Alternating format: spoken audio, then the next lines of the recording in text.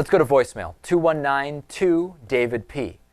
Call it anytime. Here is a voicemail about Ron Paul. Take a listen. Hey guys, what's up? It's Robert from Cabo San Lucas again. And I called earlier about Ron Paul, had some questions. And really wanted to bring it up one more time and just really get your opinion on do you guys like him? Do you think he's a good candidate to run for president? And being that he's 76 now, do you think that he will run again?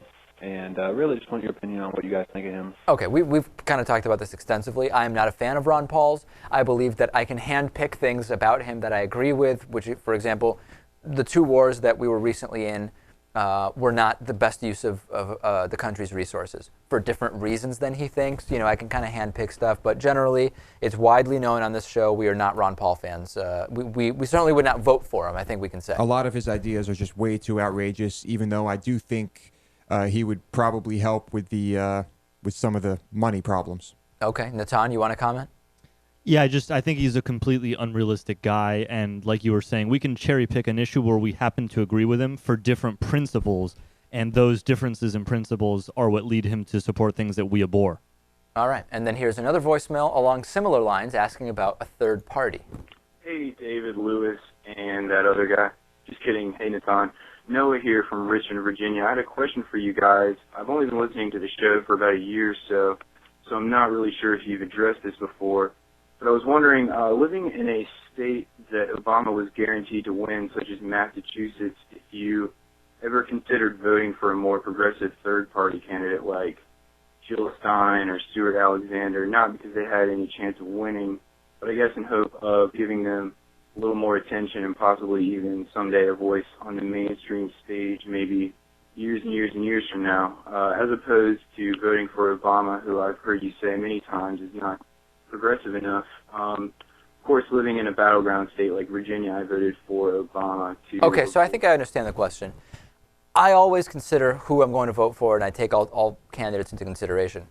The problem is, even though in Massachusetts President Obama was clearly going to win, what would we hear about on TV and radio the second that President Obama won? Well, does he have a mandate or doesn't he? And one of the things that was looked at was the popular vote margin. So I thought it was important to indicate by voting for President Obama, even here in Massachusetts, that he does have a mandate. Even here in Massachusetts, we understand the importance of showing that he overwhelmingly defeated Mitt Romney. Now, how overwhelming was it? Well, it was more overwhelming than George W. Bush in 2004. That being said, it is still a very split country. Electorally, he did very well. So I think we need instant runoff voting. That way you can vote for the candidate you would most like, but if that candidate based on first-round voting is not valid, is not viable, then your vote switches to the second candidate. However, the first-round votes do go towards figuring funding for the following election. That's my thought. That's the system I think we need. Hopefully that answers the question, Louis. Yeah, but it is something we will probably address in the future. Absolutely. That's it for today. We'll talk to you on the bonus show if you remember. Become a member. You need that bonus show. Otherwise, we'll talk to you tomorrow. The David Pakman Show at davidpakman.com.